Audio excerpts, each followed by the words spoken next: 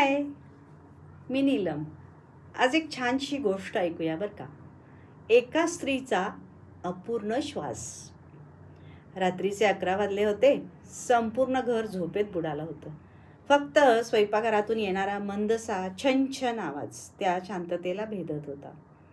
टेबलवर अर्धवट जेवलेले ताट ठेवलेलं होतं.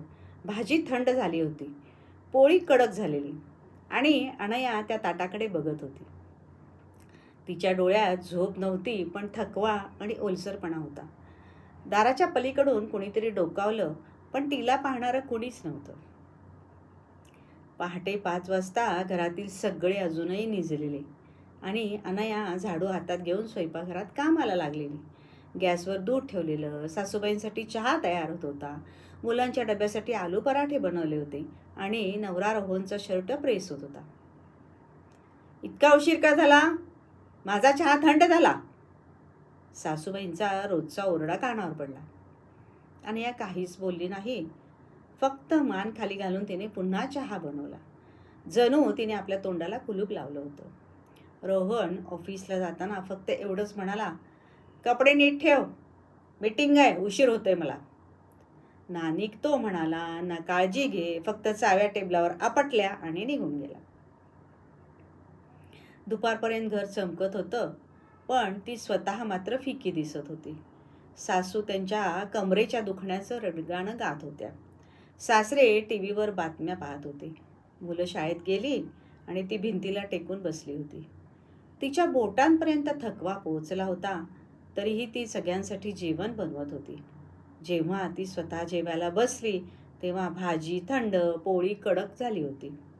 तेवढ्यात दरवाजावरची बेल वाजली. शेजारच्या माधवीताई आल्या. अगं अनया, तू दिवसभर या कामातच गुरफटलेली असतेस, थोडा वेळ स्वतःसाठी काढ ना.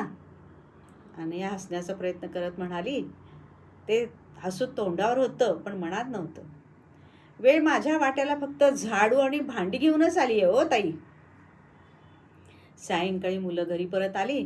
त्यांच्यासाठी दूध, खाऊ, गृहपटाचा डोंगर तयार होता. रोहन आला तेव्हा फोनवर कुणाशी तरी बोलत बोलत हसत होता. आज ऑफिसमध्ये खूप काम होतं का? अनयाने हळूच विचारलं. तो म्हणाला, हो, थकलोय, आणि थेट टी व्ही समोर बसला. अनया काही बोलू पाहत होती. मी सुद्धा थकले आहे रोहन. पण तिचे ओठ बंद झाले, कारण तिला ठाऊक होतं, या घरात तिला थकण्याचा हक्क नव्हता. रात्र गडद झाली. मुलं झोपली. सासू सासरे त्यांच्या खोलीत गेले. अनया अजूनही स्वयंपाकघरातच होती. गॅस बंद करत होती, सिंक पुसत होती आणि उद्यासाठी भाजी चिरत होती. अचानक तिचं डोकं गरगरलं. तिनं भिंतींचा आधार घेतला, डोळे मिटले आणि कधी झोप लागली हे कळलंच नाही. रात्री 2च्या सुमारास रोहन जागा झाला. स्वयंपाकघराची लाईट लागलेलीच होती. तो चिडला. ही अजून काय करते? तो तिथं गेला. अनया खुर्चीवर बसलेली, डोकं खाली आणि पूर्ण शांत. अगं अनया, झोपलीस का? कुठलाही प्रतिसाद नाही. त्याने खांदा हलवला. शरीर गार झालं होतं. त्याच्या हातातून पाण्याचा ग्लास खाली पडला आणि तो किंचाळला. आई, आई. सगळं घर धावत आलं. डॉक्टर आले, पण उशीर झाला होता. डॉक्टर म्हणाले, शरीर पूर्ण थकलं होतं. कदाचित अनेक दिवस तापात होती, पण विश्रांती घेतली नाही. रोहनच्या कानात जणू कोणीतरी हातोडा मारला. तो पुटपुटला, पण तिनं कधी सांगितलंच नाही की ती आजारी आहे. डॉक्टर शांतपणे म्हणाले, सांगण्यासाठी ऐकणारा तरी हवा ना.